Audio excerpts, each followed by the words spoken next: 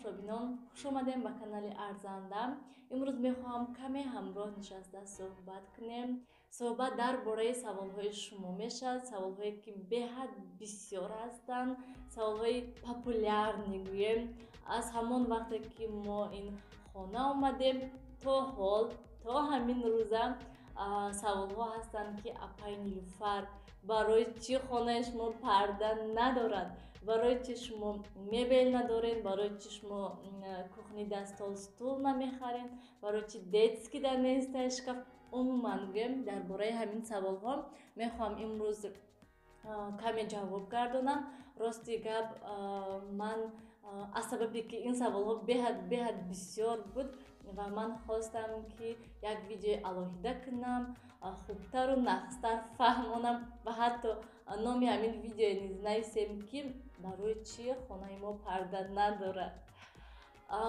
баъзе аз тамошобинон ҳатман фикрҳошонам менависанд, мефаҳманд ки масалан ҳатман имконият бошад агар парда мекарданд, маълум мешавад ки имконият надоранд. Лекин боз ҳастанд шахсоне ки менависанд ки шумо аз ютуб ойлик мегиред, чӣ хел хонатон парда надорад, мебел надорад гуфта менависанд. ва ҳатто менависанд ки шавҳаратон Россияда кор мекунанд, ку чӣ хел шумо хонатон мебел надорад. То ҳол 1.5 сол мешавад гӯем ки мо ин хона гирифтем. Соли 2019 буд. Мо якбора ҳамин хона харидем ва боз якбора гӯем ремонти хуб кардемша, ремонти наск кардем. Вақте ки мо ин хона харидем, ин хона бовар кунед тамошобинони гиромӣ, умуман ягон чӣ надоштак, на дар дошт, на трезаҳои чӯбин доштак, трезаҳои пластика гӯем надоштак ва ҳатто шишаҳо шикастагӣ буд. Ана ҳамин хел буд гӯем. Ва аз сабабе ки ин хона аз мо ҳаст, хонаи мо ҳаст, мо дар ин хона солҳо насиб иншоллоҳ зиндагӣ мекунем.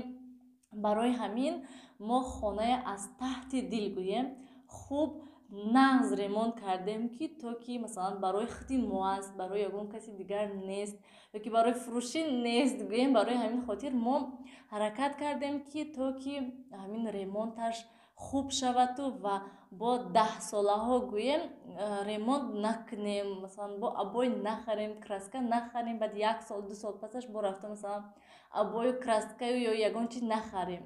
хубтараш масалан хоная пур кунем, масалан парда харему, мебел созему, техника харему. Барои ҳамин хотир мо ремонти хуб кардем, насх кардем ва чӣ хел гӯям, маҳсулоти ремонт он қадар арзон низ неста, беҳад қимат буданд ва чӣ хел гӯям, чӣ хеле ки гуфтам, мо аз ҳамин нол сар кардем ремонт ҳамин хоная. Пул бисёр рафта гӯем. Барои ҳамин хотир мо гӯем ҳичӣ нахаридем барои хона. Имконият набуд, пул набуд гӯем аниқтараш. Рости гап гӯем, ман намехостам ки мебелу пардаву умуман чизое ки калон ҳаста бе шавҳарам харам, бе фикри масалан шавҳарам. Лекин имконият буд гӯем масалан парда кардану мебелҳои майдая харидан гӯем, сохтан гӯем, лекин ман накардам.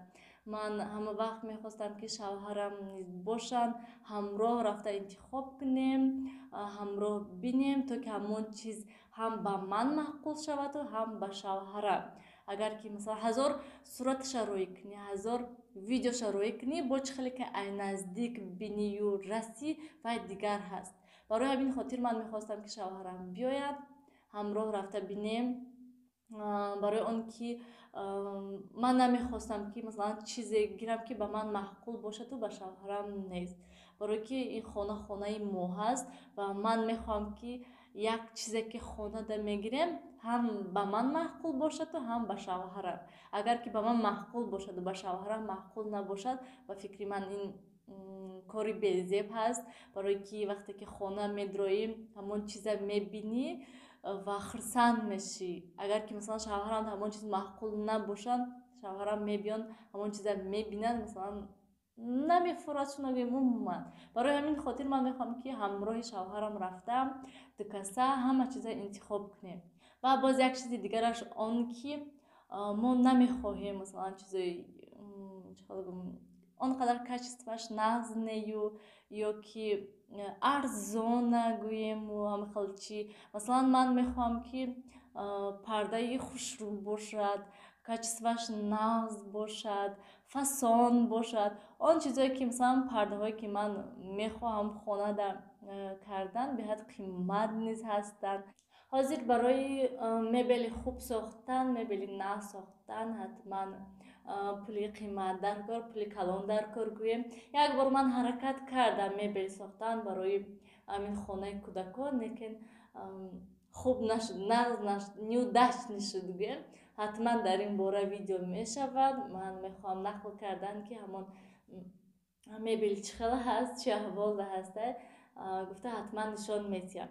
Мо мехоҳем ки мебела созем, на ин ки масалан аз мағоза харидорӣ кунем, балки созем. Барои ба фикри ман хубтару нағзтар ҳаст.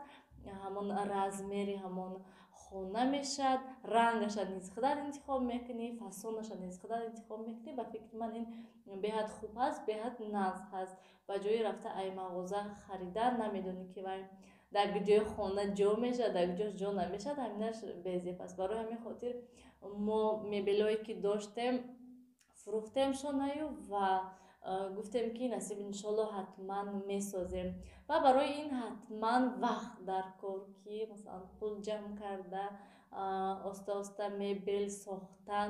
ҳатман мо агар имконият медоштем ҳамон вақте ки ремонт кардем якбора пардашу, курпаву курпачашу, гилемашу, мебелашу, ҳама чизашу, техникаву дигар чизаша якбора харидорӣ кунем. Лекин мо имконият надоштем. Барои ҳамин хотир мо ремонта кардем. ҳозир шукри худо шавҳарам омадагӣ ҳастанд, оста оста кор мекунану ва ҳатман оҳиста оҳиста хонада чизое ки намерасад, чизое ки дар корӣ ҳастанд харидорӣ мекунем. Барои хонаи мо бисёр чиз лозим ҳастанд. аз мебел сар карда то техникаву дигар чизашге бисёртар мо ҳаракат мекунем ки хонаи кӯдакоя аввал хуб кунем, нағз кунем, то ки аллакай гармиҳо, вақте ки гармиҳо мешавад, алоҳида хонаи худшонда масалан хоб кунанд, хонаи худшонда гардану, хонаи худшонда бозӣ кунанд гӯем. анам хел тамошобинони гиромӣ, рости гап боз намедонам дигар чӣ гӯям дар ин бора. Ман хел хостам ба шумо фаҳмондан ки оҳиста оҳиста ҳама чиз мешавад. Мо аз сабабе ки имконият надорем ҳозир якбора харидорӣ кардан, барои ҳамин хотир оҳиста оҳиста ҳамаша насиб иншолло мехарем, насиб иншолло хонаи обод мекунем, ҳам пардашам иншолло мешаваду, мебелашам мешаваду ва техникашам мешавад. асос он ки саломатӣ бошад. оҳиста оҳиста кор карда ҳатман мехарем, хоная пур мекунем. боварӣ дорам ки ҳар як боно, ҳар як зани тоҷик мехоҳад ки хонаашда чизои хушрӯ бошад, чизои качественӣ бошад, чизои фасон бошад, чизои моднӣ бошад. барои ҳамин хотир ман тоқат мекунам ва интизор мешавам ки кай масалан имконият мешаду ҳамон чизи хуба, ҳамон чизи нағза харидорӣ кунему барои хонаи худам гӯем. ана михел ҳатман фикрҳои шуморо интизор ҳастам. тамошобинони гиромӣ, дар комментария нависен ки масалан шумо низ соҳиби хона ҳастен ё ки ҳоло не, хонатонда кай масалан хеле чизое хариден, чанд сумда хариден, чӣ хел хариден, чанд қапас хариден, ҳамаша дар комментария нависен дар бораи ҳамин хонаи худатон. ман ҳамаи комментарияҳоям мехонам ва саволҳо бошад ҳатман ба саволҳоятон ҷавоб мегардонам. ана михел тамошобинони гиромӣ, боварӣ дорам ки ба шумо фаҳмондам, ба саволҳои шумо ҷавоб гардондам. видеои мо ба охир расид. хайр, то дидори оянда. тан сиҳату хонаобод бошед.